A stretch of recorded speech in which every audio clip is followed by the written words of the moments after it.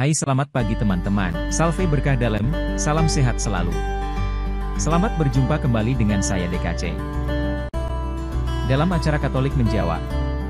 Sebagai tempat channel apologetik Katolik untuk memberikan informasi dan pewartaan gereja yang satu kudus dan apostolik.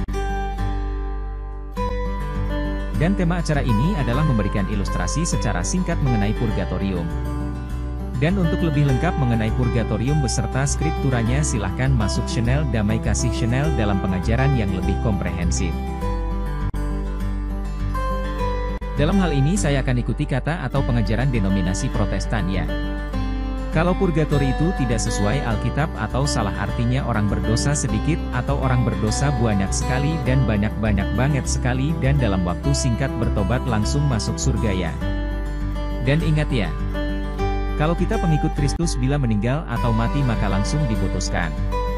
1. Arah neraka atau masuk dalam neraka. 2. Atau arah surga, Taman Firdaus. Yang perlu diingat karena di sorga dosa satu titik noda dosa saja tidak layak masuk ke surga, bisa dibayangkan ya. Satu titik noda dosa tidak layak masuk surga. Artinya orang mati yang beriman kepada Kristus bila meninggal dengan dosanya banyak sekali atau dosanya sedikit. Apakah masuk surga? Pertanyaannya berapa banyaknya dosa? Atau berapa dikit dosanya? Akan selalu masuk surga.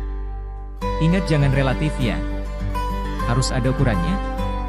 Apa ukurannya? Satu titik noda dosa tidak layak masuk surga. Ini sekedar contoh.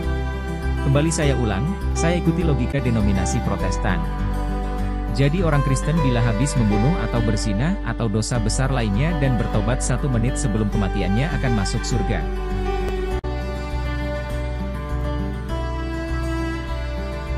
Semakin seru bermain logikanya tentang purgatorium Katolik yang salah atau tidak diakui pengajarannya. Logika berikutnya. Perlu diingat pintu sorga belum dibuka ya. Kita Katolik dan Protestan sepakat pintu sorga belum dibuka ya. Dan bagaimana di sorga sebagai tempat orang tidak berdosa, terdapat orang salah yang seperti romo, pastor atau pendeta yang hanya berfokus pada Yesus Kristus tidak memikirkan harta hanya berfokus pada kerajaan Allah selama hidupnya. Tiba-tiba datang seorang pembunuh, penzina dan hidupnya jauh dari ajaran Kristus dan bertobat 1 minggu, atau 1 hari, atau 1 menit langsung masuk kerajaan sorga. Apakah ini adil?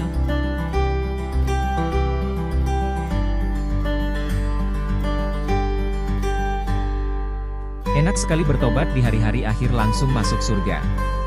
Sementara para romo, pastor dan pendeta yang seumur hidupnya berkarya di tempat Tuhan di dunia harus menjalankan sesuai ajaran Kristus. Meninggalkan kedagingannya atau duniawinya untuk kerajaan Allah. Logika berikutnya bagaimana dibandingkan dengan orang kudus dan martir yang lebih salah hidupnya. Dan disamakan masuk surga langsung orang yang bertobat 1 minggu, atau 1 hari, atau 1 menit. Apakah dengan logika ini, menurut denominasi Protestan Tuhan adil? Silahkan direnungkan. Dan sebagai tambahan pengetahuan, 66 kitab yang dipakai denominasi Protestan menggunakan konsili Yamnia adalah konsili Yahudi yang sesat menggunakan 66 kitab membuang Deuterokanonika sebagai perjanjian lama.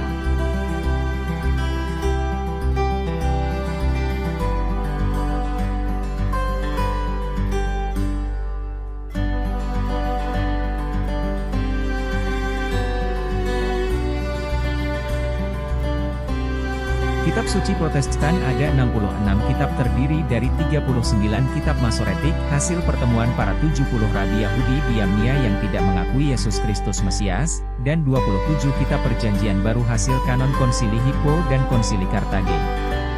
Jumlah kitab suci Katolik ada 73 kitab yang dikanon pada tahun 393 dan tahun 397 di konsili Hippo dan Kartage dan diteguhkan pada setiap konsili.